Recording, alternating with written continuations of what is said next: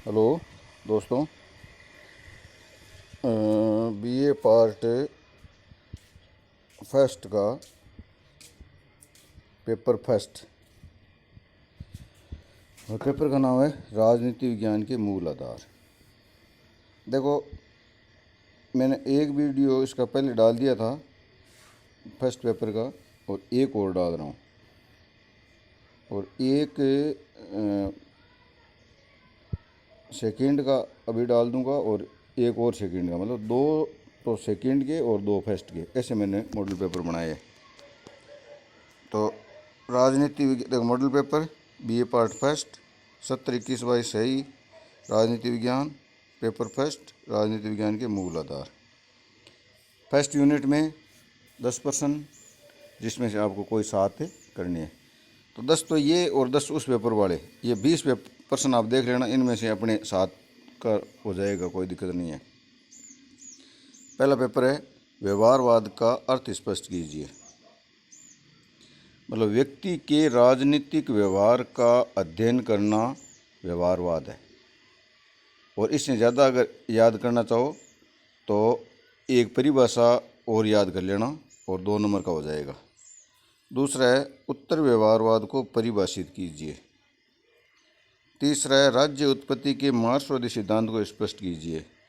तो मार्क्सवाद राज्य को एक वर्गीय संगठन मानता है, एक वर्गीय संस्था मानता है, और ये शोषण करने वाली संस्था है। इतना लिख देना, 2 नंबर का हो जाएगा।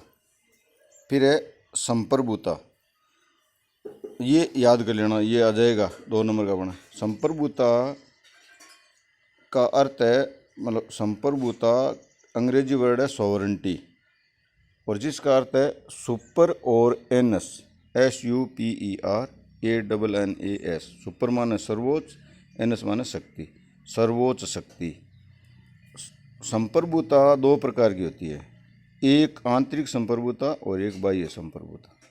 आंतरिक संप्रभुता का मतलब है एक देश के अंदर जो सरकार होती है ना, उससे ऊपर और कोई संगठन नहीं हो सकता।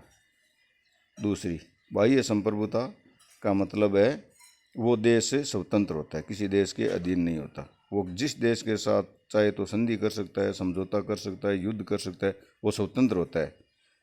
इसका एक उदाहरण आप ऐसे समझ लो कि 1947 से पहले भारत तो था, लेकिन भारत के पास संप्रभुता नहीं थी, क्योंकि भारत स्वतंत्र नहीं था। फिर अगला प्रश्न है शक्ति को परिभाषित कीजिए। मतलब व्यक्ति को प्रभावित करना और अपनी बात को मनवा लेना शक्ति है।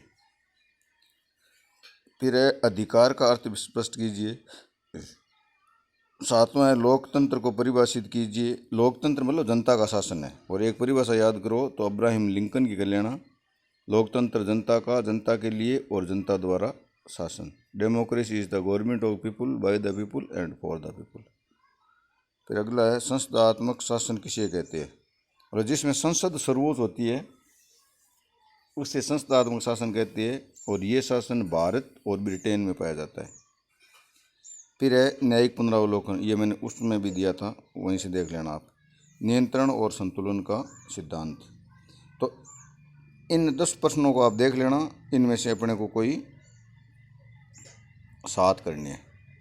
सेकंड यूनिट में कोई 3 प्रश्न करने हैं, 7-7 नंबर के आएंगे।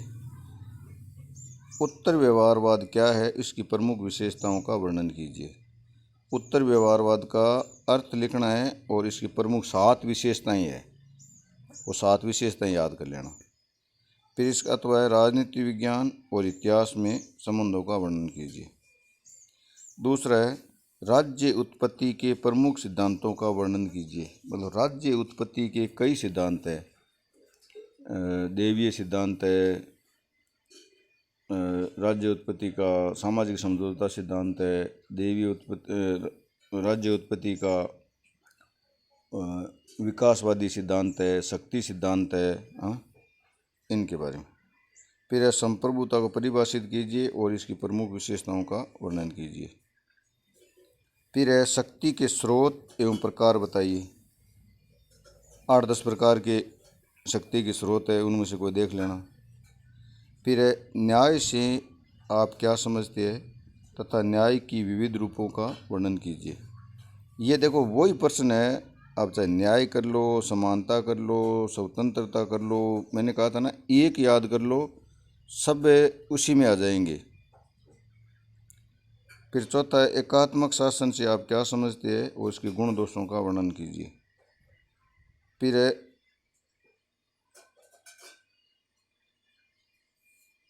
संस्थात्मक, इसको थोड़ा करेक्शन कर लेना, संघात्मक नहीं है यहाँ, संस्थात्मक है।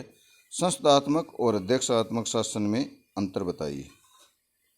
फिर अगला है, भारत में भूमंडलीकरण का क्या प्रभाव पड़ा। भूमंडलीकरण वाला जो लेसन है ना उसको ठीक से तैयार कर लेना। और अगला है, राजनीतिक दल और दबाव समूह में अंतर। 4-5 अंतर है वो याद कर लेना। 7 ही नंबर का ये प्रश्न है और ये बिल्कुल आ जाएगा। फिर है यूनिट 3। अब इसमें मैंने प्रश्न 5 दिए, आप चाहे परंपरागत दृष्टिकोण है और आधुनिक दृष्टिकोण, इन दोनों में से मतलब ये दोनों याद कर लो, परंपरागत दृष्टिकोण याद कर लो, आधुनिक दृष्टिकोण याद कर लो। क्योंकि अभी पेपर हुआ नहीं है 2-3 सालों से, तो पता नहीं इस बार वो कौन सा पूछ ले। हमेशा तो ये होता है कि इस बार अगर परंपरागत पूछ लिया तो अगली बार आधुनिक दृष्टिकोण पूछता था। एक याद कर लो, 15 नंबर का प्रश्न याद हो जाएगा। ये भी आपको अगर कठिन लगे तो संप्रभुता के एकलवादी और बहुलवादी दृष्टिकोण को स्पष्ट कीजिए। संप्रभुता वाला देख लेना। यह भी अगर आपको कठिन लगे तो स्वतंत्रता और समानता के पारस्परिक संबंधों को स्पष्ट कीजिए, ये देख लेना। यह भी कठिन लगे तो आनुपातिक प्रतिनिधित्व प्रणाली पर निबंध लिखो, ये देख लेना। और यह भी नहीं देखो तो भूमंडलीकरण वाला मैंने जो लिखाया था वो याद कर लेना ठीक से, वो प्रश्न आ जाएगा। और वो भी नहीं तो सुशासन वाला देख लेना, 8-10 पॉइंट है और आपको 15 नंबर का इतना ही लिखना है। सुशासन के मूल तत्वों को स्पष्ट करते हुए बताइए कि सुशासन के मार्ग में कौन सी बाधाएं। सुशासन के जो मूल तत्व 12-13 वो तत्व है, और सुशासन मार्ग में बाधाएं कौन कौन सी है 10-12 पॉइंट वो है। पॉइंट आप ठीक से याद कर लो, प्रश्न आ जाएगा। इसमें जो प्रश्न दिए मैंने, मतलब ये मॉडल पेपर सेकेंड है फर्स्ट पेपर का, तो इसको ठीक से देख लो।